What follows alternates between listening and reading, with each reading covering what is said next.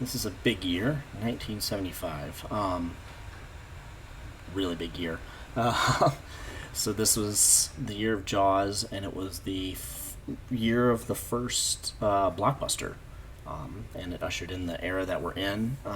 So Jaws is the first movie to gross $100 million. I just looked back, and at this point, I believe The Exorcist in '72 was the highest grossing movie ever at no 73, sorry, at 88 million. And you'll notice Jaws not only broke 100, it broke the previous record by almost $50 million, which is almost 50% more. So the story goes that the producers of Jaws were the first people to actually have the idea to try to release at every theater around the country at the same time. Before that, they kind of hopped around from place to place, and they thought that they might make more money if it all opened at one place, because word of mouth would have a bigger impact. And they were right, and that became the plan from then on. So yeah, it's not even. It made. Let's see, what was that 150? No, more than double its closest competitor, which is crazy. But as always, not counting until we get done. Oh, go away. Shoot. Not counting until we actually get to looking at the list. I think that now that we entered the era of the wide release, this will start becoming a little bit more reliable. But as this is the first year, we will go to the list. So here we go. So Sherlock Holmes' smarter brother. What? I have not heard of this, but Gene Wilder, Madeline Kahn, and Marty Feldman? Who directed this? And Dom DeLuise?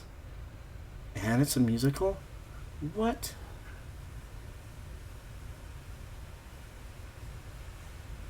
Who directed this? Oh, Gene Wilder. That's going. This isn't a must-see movie because I've never heard of it, but it's going on to my to-see list. I'll tell you that much. Ugh. All right. Well, after that little side trail, moving on. Please ignore the sound of my vacuum if you can hear it. I don't know. Okay, so Barry Lyndon is considered one of the most beautifully filmed movies ever made. Stanley Kubrick actually set up his shots in that movie to resemble paintings from the era that it takes place in.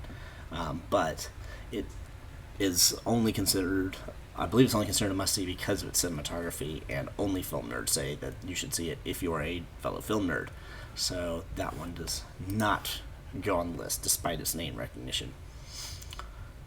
I don't know, I saw some must-see ones inside the highest grossing, but I don't know if 75 is that big of a year. Jaws may have just overshadowed everything.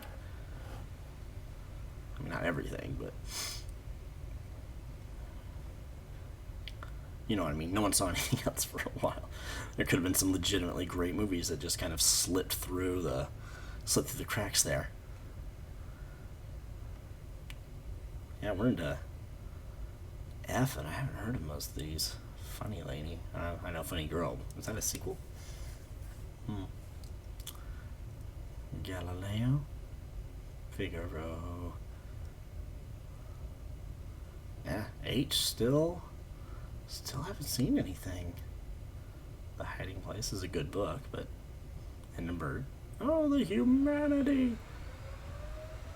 And there it is, Jaws. Can 75 get 2 points for Jaws? You definitely have to have seen Jaws. That wouldn't be fair. And this is. Since recording it, I actually did finally see Some Like It Hot. Me and my wife watched it together, and I have to agree, it is hysterical. Everybody should see that movie. It's very funny. Oh, Man Who Would Be King. Wait, is that the one I'm thinking of? Yeah, all right, that one's a must-see. Probably Sean Connery's best performance. Michael Caine's fantastic. It's actually the movie Road to El Dorado was kind of a remake of that one. Monty Python and the Holy Grail. Definitely have to see that one at some point. You may not enjoy it, but it's one of those that you have to see to understand language. People quote it far too often and reference it far too often. One Flew Over the Cuckoo's Nest is a must-see.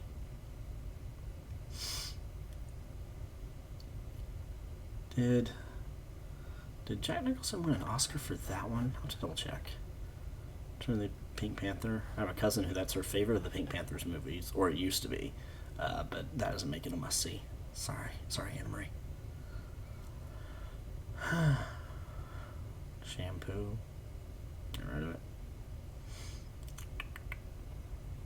Snow White and Seven Dwarfs re-release. Stepford Wives. I don't think that one's a must-see. I think that one's like a cult film that, there's some people that really like it, but I don't think it's a must-see.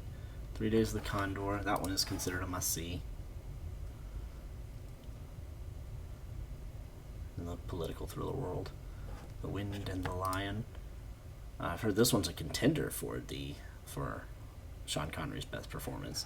But I don't think it's really considered a must-see.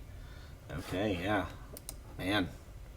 1975, despite a very strong showing from Jaws, is the worst year since 1965. So in 10 years. So there's only 5 must-sees in 1975.